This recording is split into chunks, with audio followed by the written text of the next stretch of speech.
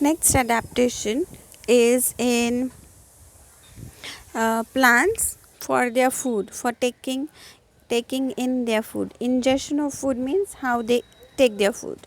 So adaptation in plants for ingestion of their food. Before I explain you about these pictures, a little brief idea about what kind of plants are there. Here in your book they have said that some plants are autotrophic. Autotrophic means plants which can make their own food by photosynthesis. So these plants are usually anchored in the ground, means they are fixed in the ground with the help of their roots. They have green color leaves. They have chlorophyll, because of which they have green color and they can make their own food. We call them as autotrophs. But there are some examples of plants which cannot make their own food. They are heterotrophs. They are not autotrophs. They are heterotrophs. For example, Cuscuta, which is called as dodder or Cuscuta. It is a parasitic plant. Here's the example. This picture is of dodder or Cuscuta. The green color leaves that you see, this is some other plant which is autotrophic, big tree or plant. This yellow color wire like structure is Cuscuta. So Cuscuta has a wire like yellow color wire like body, and it has very minute small roots. What happens is this Cuscuta will grow on a big tree or big plant, and it will in penetrate its roots. It will suck all the nutrients from this big tree, from the host plant. The big tree is the host plant.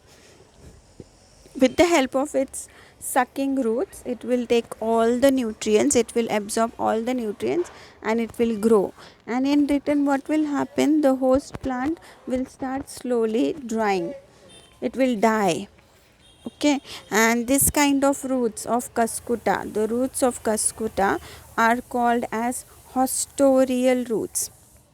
See, here's the word hostorial roots. Hostorial means roots that can suck nutrients from the host plant. So the roots penetrate into the conducting vessel of the host plant. Conducting vessel means the vessels of the plant which take nutrient, which take up water. Those are called as conducting vessels. Another example of plant which cannot make their food is fungi. Fungus, we usually call it fungus. They do not have chlorophyll, they are not green in color, so they cannot perform photosynthesis, they cannot make their own food. So how do fungi grow or take nutrition? Fungi grow on our food, leather material, bread. Here they have given example of bread, bhakri. That means they grow on our food, they grow on our leather materials, and again they have roots which can grow deep inside our food and take nutrition. That means they absorb our nutrition from our food. This is how fungi grow. Another example of plant which cannot make their own food is Venus flytrap pitcher plant. Venus flytrap pitcher plant, Drosera. These are examples of some wild variety of plants which cannot what you can say, take nutrition on their own. What happens is these plants, they have some part which is green in color. This Drosera, Venus flytrap or pitcher plant, I'll show you. See, they have green color part, they can make their own food, they can carry out photosynthesis, but these are wild variety of plants.